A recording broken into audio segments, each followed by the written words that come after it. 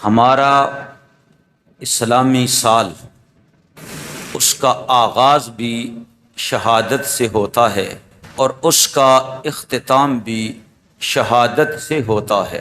ملت اسلامیہ کے عظیم عادل خلیفہ، جس کے عدل کی مثال آپ کے بعد قائم نہ ہو سکی، جن کو رعب المسلمین کہا جاتا ہے، غیظ المنافقین کہا جاتا ہے، اور عادل الصحابہ آپ کا لقب مبارک ہے۔ میری مراد حضرت سیدنا امیر المومنین عمر بن خطاب رضی اللہ تعالی عنہ ہیں۔ آپ کی عظمت، آپ کا مقام، آپ کا مرتبہ دین اسلام میں بہت بلند ہے۔ سیدنا عمر رضی اللہ تعالیٰ عنہ وہ ذات ہیں کہ جنہیں مراد مصطفیٰ کہا جاتا ہے۔ مراد مصطفیٰ سے مراد یہ ہے کہ آن حضرت صلی اللہ علیہ وآلہ وسلم نے اللہ سے عمر کو مانگا ہے،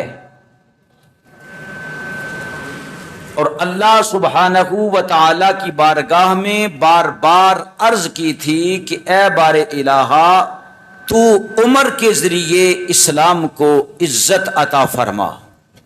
اے اللہ، اللہم اعز الاسلام باحب ہذین الرجلین الیک بابی جہل او بعمر بن الخطاب۔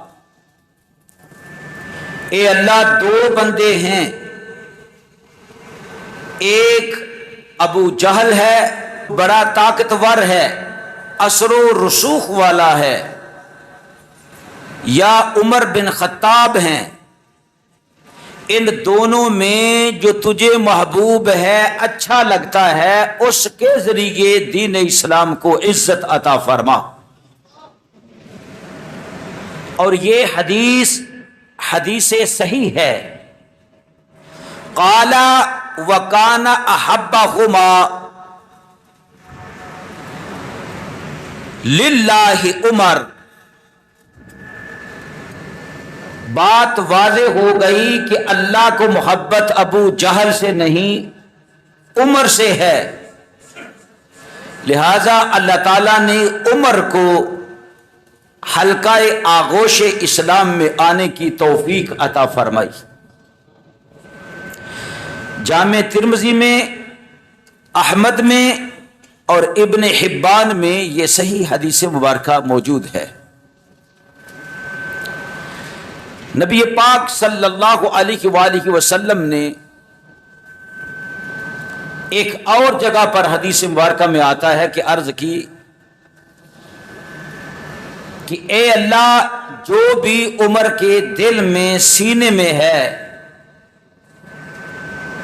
اسلام کے خلاف عداوت کا جو اثر ہے، جو داغ ہیں، وہ عمر کے سینے سے دور فرما دے، وہ اب دل ہو ایماناً، اور اس کی جگہ پر اس کے بدلے اس کے سینے میں ایمان رکھ دے۔ یہ رسول اللہ صلی اللہ علیہ وآلہ وسلم نے 3 مرتبہ ارشاد فرمایا۔ واقعہ آپ بچپن سے سنتے آ رہے ہیں اور میں بھی سنتا آ رہا ہوں۔ وہ اس طرح سے ہے کہ کفار مکہ باہم ایک دوسرے کے ساتھ مشورہ کر رہے تھے اور ایک دوسرے کو مشورہ دے رہے تھے۔ گفتگو اس ٹاپک پر ہو رہی تھی کہ مسلمانوں کی تعداد دن بدن بڑھتی جا رہی ہے، مسلمانوں کو مارا پیٹا جاتا ہے، لیکن پھر بھی تکلیف دہ امر یہ ہے کہ ان کی تعداد پھر بھی کم نہیں ہو رہی۔ جو اسلام قبول کر لیتا ہے وہ دین اسلام کو چھوڑتا نہیں ہے۔ لہذا کوئی اس طرح کا کام کیا جائے، کوئی لائحہ عمل تیار کیا جائے کہ تاکہ روز بروز چھوٹے چھوٹے جھگڑے، لڑائیاں، مار پیٹ، برادریوں میں جھگڑے یہ ختم ہو جائیں۔ ادھر یہ پہلوان تو تھے، لیکن اگر ہم بغور تاریخ اسلام کا مطالعہ کریں تو پتہ چلتا ہے کہ عمر کا اسلام فہمی میں اس سے پہلے کوئی کردار نہ تھا، نہ ہی تو کھل کر انہوں نے دین اسلام کو جانچنے کی کوشش کی۔ بس یہی تھا کہ یاروں دوستوں سے، مکے والوں سے یہی سن رکھا تھا کہ یہ ٹینشن ہے، اور یہ بھی پتا تھا کہ لوگ محمد صلی اللہ علیہ وسلم پر ایمان لا رہی ہیں اور روز بروز ان کی تعداد بڑھتی جا رہی ہے۔ لیکن یہ کہ کچھ دیر بیٹھ کر سوچ لوں کہ آخر یہ لوگ کیا کہتے ہیں، اس طرف کبھی رجحان نہ آیا تھا۔ اس نے پوچھا کہ کس بارے میں گفتگو کر رہے ہو؟ پتہ چلا کہ جناب محمد رسول اللہ صلی اللہ علیہ وسلم کے بارے میں گفتگو کر رہے ہیں۔ اپنی زبان سے کہا نعوذ باللہ کہ جس چراغ سے روشنی آ رہی ہے میں اس چراغ کو ہی گل کر دیتا ہوں، نعوذ باللہ۔ جس پھول کی یہ مہک پھیل رہی ہے میں اس پھول کو توڑ دیتا ہوں، جس درخت کے سائے میں لوگ سکون لے رہے ہیں میں اس درخت کو ہی کاٹ دیتا ہوں۔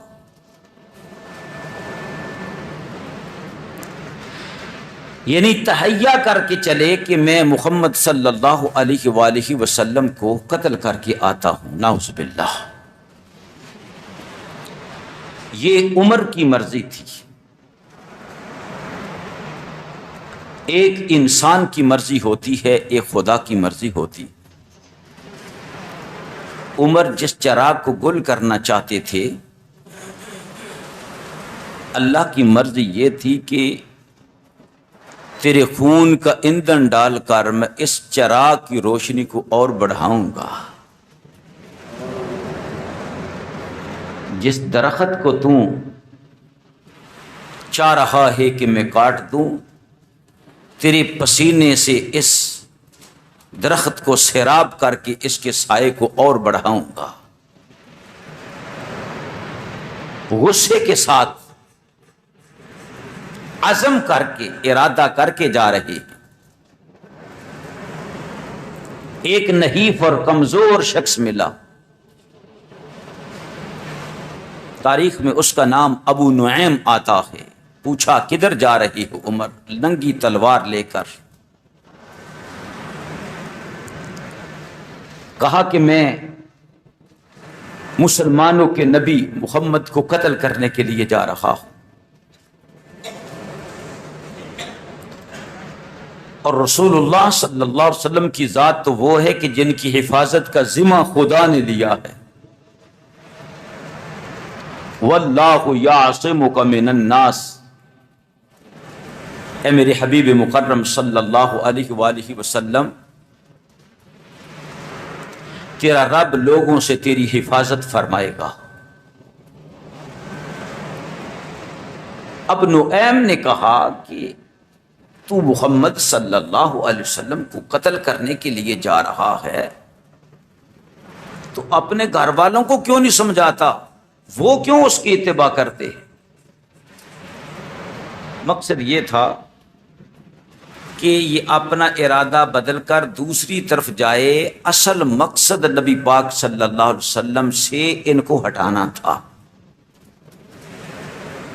کہا تیرا کیا مقصد ہے؟ کہا کہ تیرے بہن فاطمہ اور تیرا بہنوئی وہ دونوں تو مسلمان ہو چکے ہیں،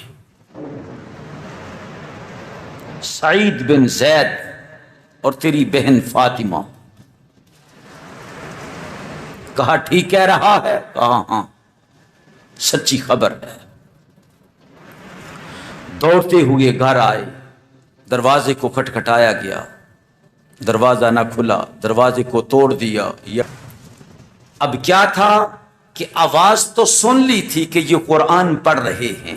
کہا واہ عمر، تو اپنے گھر والوں کو پر بھی پابندی نہیں لگا سکا؟ یہ کیسے ہو سکتا ہے کہ تیرے گھر میں اس دین کی روشنی آ جائے جس نے بھائی کو بھائی سے جدا کر دیا، ماں کو باپ سے، باپ کو ماں سے، بیٹے کو اولاد سے، خامد کو بیوی سے الگ کر دیا؟ وہ روشنی تیرے گھر میں آ گئی، اب مارنا شروع کر دیا۔ حفیظ جلندری اپنے پرتاثیر شاعری میں یوں رتب لسان ہیں، کہتے ہیں کہ اتنا مارا بہن بہنوئی کو آخر عمر نے اس قدر مارا کہ زخموں سے نکل کر خون کی بہنے لگی دھارا۔ بہن بولی عمر ہم کو اگر تو مار بھی ڈالے، شکنجوں میں کسے یا بوٹیوں کتوں سے نچوالے، مگر ہم اپنے دین حق سے ہرگز پھر نہیں سکتے، بلندی معرفت کی مل گئی ہے گر نہیں سکتے۔ بھئی تو جو چاہتا ہے، تیرا جی چاہتا ہے، بس ٹھیک ہے ہم کمزور ہیں مار دے۔ دین سے نام، حق دہن سے، نام حق آنکھوں سے آنسو اور منہ سے خون جاری۔ عمر کے دل پہ اس نقشے سے عبرت ہو گئی طاری۔ بہن بولی جو کرنا چاہتا ہے کر لے۔ کہا کہ سب کچھ تو کر لیا ہے، لیکن یہ الفاظ جو میں سن رہا ہوں، تیری ہمت پہلے تو کبھی ایسی نہیں ہوئی تھی۔ وہ کہاں ہے کاغذ جس کو تم پڑھ رہے تھے؟ بہن بولی بغیر غسل اس کو چھو نہیں سکتے۔ یہ سن کر اور حیرت چھا گئی، منہ رہ گئے تکتے کہ بہن مجھے کہہ رہی ہے وہ قرآن پڑھنے کے لیے نہیں، تو پلید ہے۔ کلام الہی پاک ہے، کلام پاک کو پڑھتے ہی آنسو ہو گئے جاری۔ کب وضو کیا یا غسل کیا، غصہ دوڑتا رہا، ختم ہو گیا۔ اب جب قرآن سامنے آیا، وہ ٹکڑا قرآن جہاں پر لکھا ہوا تھا کلام پاک وہ سامنے آ گیا، تو کلام پاک کو پڑھتے ہی آنسو ہو گئے جاری۔ خدائے وحدہ لا شریک و قدوس کی ہیبت ہو گئی طاری۔ وہ دل، وہ سخت دل، وہ جو آہن و فولاد کا دل تھا، مسلمان کے حق میں جو کسی جلاد کا دل تھا، شعاع نور نے اس دل کو یکسر موم کر ڈالا۔ ہوئی تسکین، ہوئی تسکین، بھر نکلا قدیمی کفر کا چھالا۔ رسول اللہ صلی اللہ علیہ وآلہ وسلم پہ نازل شدہ قرآن کو پڑھا ہے، اب کپ کپی طاری ہو گئی۔ اللہ کی قسم ایسا کلام تو مجھے تو پتہ ہی نہیں تھا کہ محمد کیا تعلیم دے رہے ہیں۔ عمر کیا ہو گیا؟ کیوں رو رہے ہو؟ جسم کیوں کانپ رہا ہے؟ کہا کوئی پتہ نہیں، جلدی کرو مجھے بھی محمد مصطفیٰ علیہ السلام کی بارگاہ میں لے جاؤ۔ جناب عمر کو لے کر صحابہ فرماتے ہیں جب عمر وقت کا تعین کر کے کہ وہ جا رہے تھے، اور رسول اللہ صلی اللہ علیہ وسلم کو نعوذ باللہ قتل کرنے کے ارادے سے ادھر اللہ کے رسول صلی اللہ علیہ وسلم دعا کر رہے تھے، اے اللہ عمر کے ذریعے اسلام کو عزت عطا فرما، عمر کے ذریعے اسلام کو عزت عطا فرما۔ ادھر جناب عمر کو لے کر رسول اللہ صلی اللہ علیہ وسلم کی بارگاہ میں گئے تو دار ارقم میں رسول اللہ تشریف فرما تھے، اور چند صحابہ نبی پاک علیہ السلام سے دین سیکھ رہے تھے۔ آواز آئی، یا رسول اللہ عمر آئے ہیں اور تلوار بھی لٹک رہی ہے۔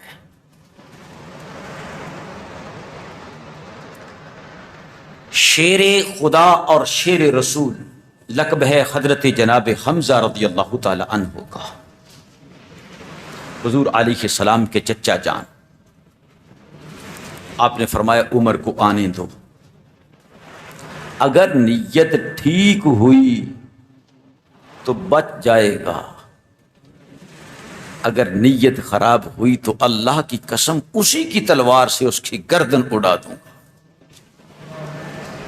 بڑے شیر دل اور مکے کے بہادروں میں سے ایک بڑے جلیل القدر بہادر وہ حضرت حمزہ رضی اللہ تعالی عنہ تھے۔ عمر قریب آئے تو دیکھا کہ ایسے جیسے شکست خوردہ ہے، جیسے اس پہ کوئی سخت ہی نہیں ہے، بڑی مشکل سے چل کر آ رہا۔ نبی پاک علیہ السلام کے سامنے جانا ہی تھا کہ عمر کے جسم پر ایک کپ کپی سی ہو گئی تاری، وہیں سر جھک گیا، آنسو ہو گئے جاری۔ عمر کدھر آئے ہو؟ ادب سے عرض کی حاضر ہوا ہوں سر جھکانے کو، خدا پر اور رسول پاک پر ایمان لانے کو۔ یہ کہنا تھا کہ ہر جانب صدائے مرحبا گونجی، فضا میں نعرہ اللہ اکبر کی صدا گونجی، کہ اللہ نے عمر کو بھی دین حق میں داخل ہونے کی توفیق نصیب فرمائی۔ اللہ اکبر اللہ۔ حضور علیہ السلام ارشاد فرماتے ہیں تم میں سے جو زمانہ جاہلیت میں خیر پر تھا، جب کوئی کافر تھا نا تو اس میں بھی اچھی خصلتیں ہوتی ہیں یا نہیں؟ دسو نا، کافراں وچ اچھی خصلتاں ہوندیاں نا یا نہیں؟ بھائی شریکے نو نوازنا، غریباں دی مدد کرنا، مسافراں نو کھانا پکا کے دینا۔ اگر کوئی مسلمان نو تنگ کر رہا ہے کہنا نہ یار چھڑ دو انہوں، یار انہاں دا دین انہاں کول، ساڈا دین ساڈے کول۔ یہ کیا ہے؟ یہ اچھے خصائص ہیں، اچھے خصائص ہیں۔ اور اسی طرح اگر کوئی بہادر ہے چاہے وہ ظالم ہی ہے لیکن اس کی بہادری ہے، اور بہادری اس کی کوئی بے معنی نہیں، با معنی بھی ہے، لیکن غلط فہمی میں ہے، غلط فہمی میں ہے۔ جس سے عداوت کرتا ہے خوب کرتا ہے، اور جس سے دوستی نبھاتا ہے ٹھیک نبھاتا ہے۔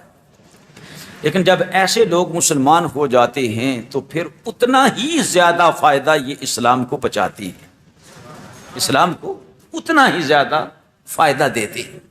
ایک مبلغ ہے، ایک عام آدمی، دونوں کافر ہیں، دونوں کو اللہ تعالیٰ نے اسلام میں داخل ہونے کی توفیق عطا فرمائی۔ لیکن جو عام سادہ آدمی ہے وہ تو اسلام کو وہ فائدہ نہیں بچا سکے گا نا، وہ تو اپنے آپ کے لیے ہے کہ وہ شکر کرے کہ اللہ رب العزت نے اس کو مسلمان ہونے کی توفیق عطا فرمائی۔ لیکن یہ جس کے ہاتھ میں قلم ہے، جو اہل علم ہے، جو ایک بہت عظیم خطیب ہے، جب یہ مسلمان ہوگا اور سچے دل سے مسلمان ہوگا تو پھر اسلام کو، اس کے اسلام قبول کرنے کا بہت فائدہ ہوگا، بہت فائدہ۔ جیسے مثال کے طور پر ڈاکٹر عبداللہ ہیں، یہ مستشرقین کی کمیٹی کے بہت بڑے ہیڈ تھے، اور مستشرقین کا کسے کہا جاتا ہے کہ قرآن کے خلاف لکھو، لوگوں کو ابارو، لوگوں کو قرآن کے بارے میں بتاؤ کہ یہ اللہ کی کتاب نہیں ہے۔ رسول اللہ صلی اللہ علیہ وسلم پر اعتراضات، نعوذ باللہ من ذالک، ایسے ایسے بیہودہ من گڑھ اعتراضات، یہ مغربی دنیا کمیٹی بٹھاتی ہے، پھر اربوں ڈالر اس پر لگا دیے جاتے ہیں، اربوں ڈالر اس پر لگا دیجیے، کیوں کہ اہل مغرب کو بتایا جائے کہ اسلام سچا دین نہیں، اسلام سچا دین نہیں۔ تو اسی طرح یہ بڑے بڑے بڑے بڑے ڈاکٹر یونیورسٹیوں کے ڈین جو ہیں، وائس چانسلر جو ہیں، جب اسلام کے خلاف لکھ رہے ہیں یا قرآن کے خلاف لکھ رہے ہیں، اللہ، تو قرآن کی ایک آیت نے ان کو وتیرہ حیرت پہ ڈال دی کہ یہ قرآن کیا کہہ رہا ہے جس کے خلاف ہم لکھ رہے ہیں۔ محمد صلی اللہ علیہ وسلم تو کبھی سمندر میں، کبھی کشتی میں داخل نہیں ہوئے، کسی جہاز میں نہیں بیٹھے۔ یہ جہاز کے اندر کی کیفیت اور سمندر کے اندر کی کیفیت جو اللہ بیان کر رہا ہے، لگتا ہے کہ محمد نے قرآن نہیں لکھا بلکہ اس کے سینے پہ نازل ہوا۔ بس کیا ہے، جب اسلام کی تاریخ کو پڑھا، نبی پاک علیہ الصلوۃ والسلام کی سیرت طیبہ کو پڑھا تو رونے لگ گیا۔ اس نے کہا واللہ خدا کی قسم، جس اسلام کے خلاف ہم سب کچھ کر رہے ہیں وہ اسلام مٹنے والا نہیں ہے، اس لیے کہ یہ قرآن نازل کرنے والا تو اللہ کی ذات ہے۔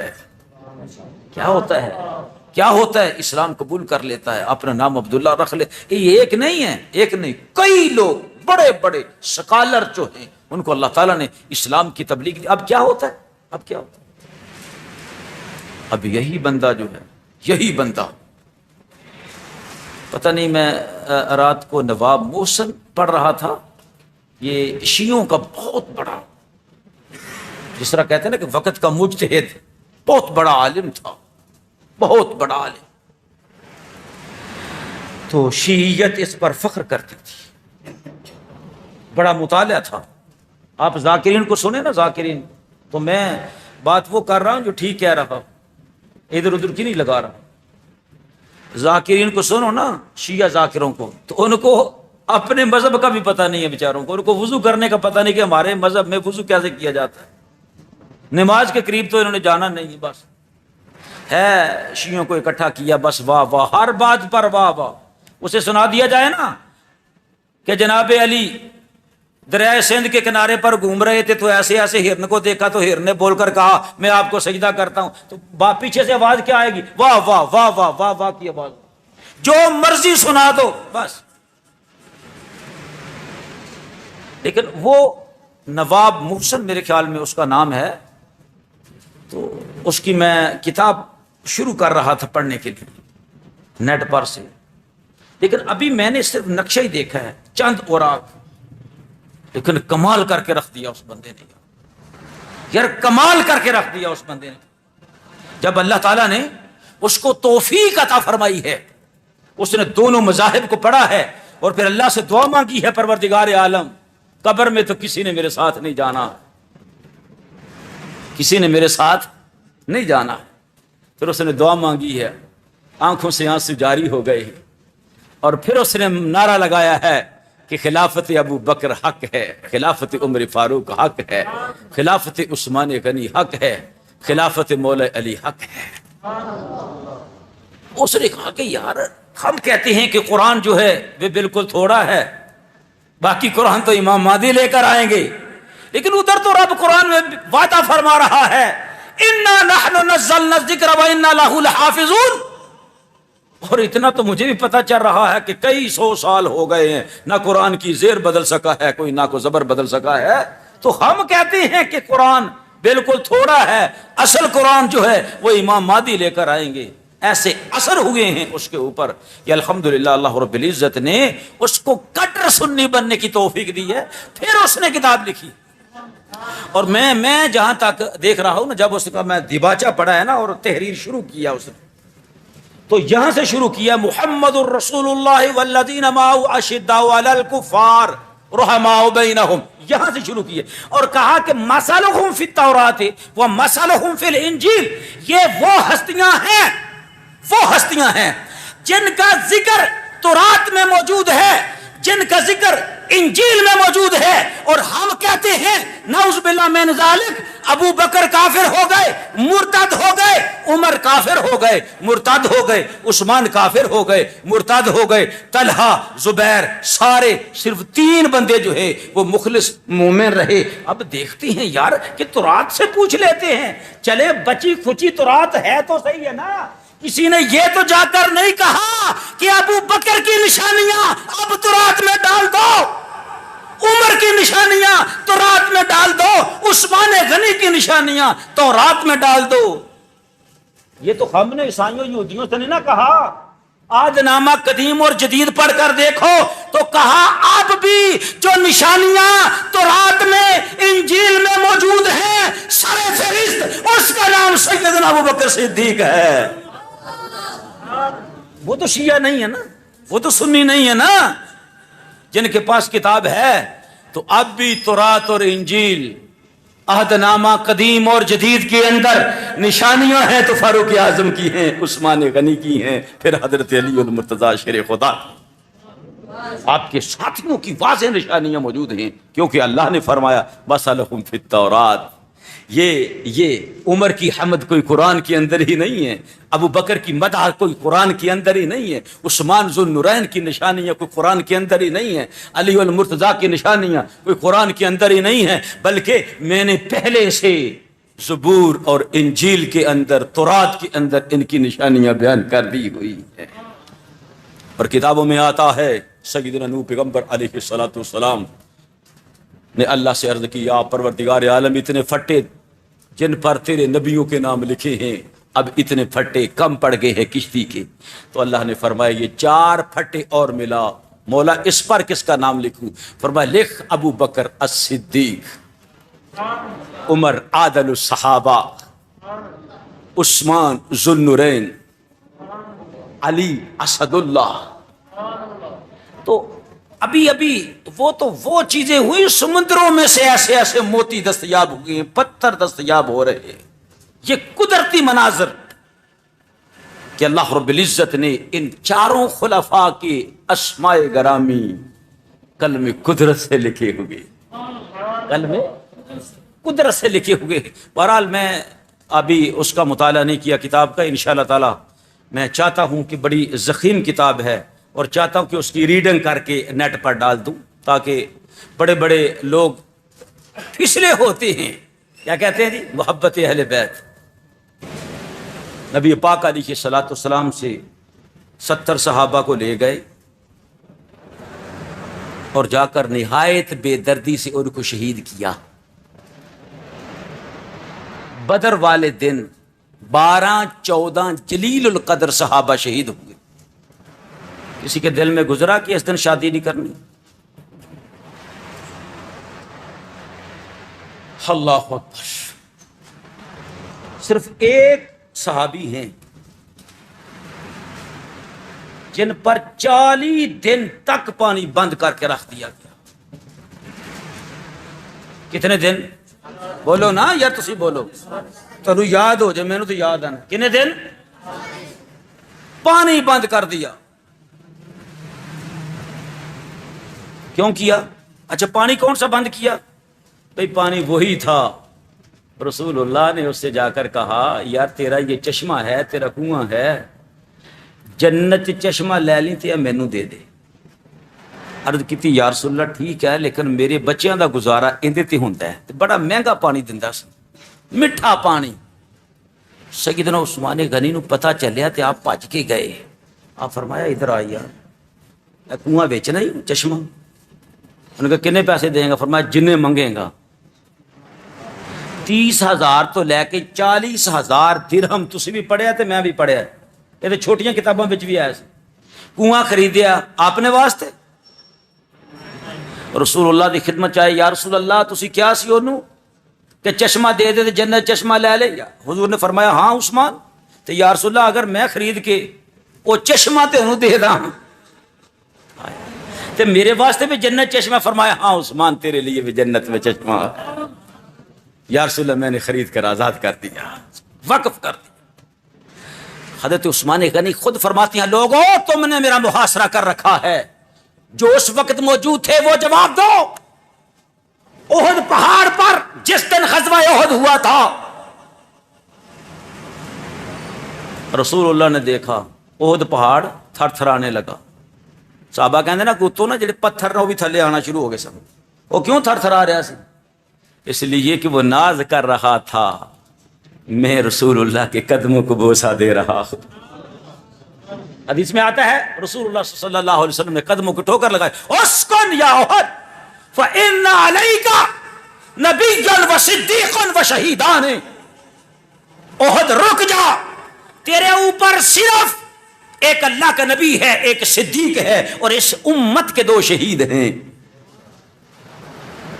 فرمایا اس دن میں اپنے آقا کی خدمت میں حاضر تھا. حضور نے فرمایا وہ بندہ جڑا جا رہا نا انہوں بہت بڑی مصیبت گھیرے چ لے لے گی، تو اس دن وہ حق تے ہوئے گا. صحابی دوڑ کے جاندے نے جو دیکھتے نا وہ نقاب اٹھا دینا دیکھتے ہیں تو عثمان غنی نے. ایک دن رسول اللہ دے کول ایک بندہ کھڑا ہے. وہ بندہ کون سی؟ بندہ تو مانا عبادت کرنے والا، اللہ دی عبادت کرنے والا. وہ ہے سی فرشتہ. تے گلاں کردے کردے کہندے یا رسول اللہ وہ جو شخص آ رہا ہے نا، وہ جو شخص آ رہا ہے، ہم آسمان پر سبھی فرشتے اس سے بڑی حیا کرتے ہیں، اس سے بڑی حیا کرتے، اور اس کی قوم اس کو مظلومی کی حالت میں قتل کر دے گی. رسول اللہ صلی اللہ علیہ وآلہ وسلم نے فرمایا عائشہ بلاؤ. حضور ابو بکر کو بلاؤ؟ نہیں. عمر کو بلاؤ؟ نہیں. آپ کے چچا زاد کو بلاؤ؟ فرمایا نہیں. علی کو بھی نہیں. حضور عثمان کو؟ فرمایا ہاں بلاؤ. فرماتی ہیں عثمان آ گئے. عائشہ تم پیچھے ہٹ جاؤ. تو آپ نے اس کو ساتھ ملایا اور سرگوشی فرمائی. آپ کا رنگ تبدیل ہو رہا تھا، تغیر عثمان غنی کا رنگ. فرمایا اس دن پتا چلا کہ کیا کہا تھا رسول اللہ نے عثمان سے.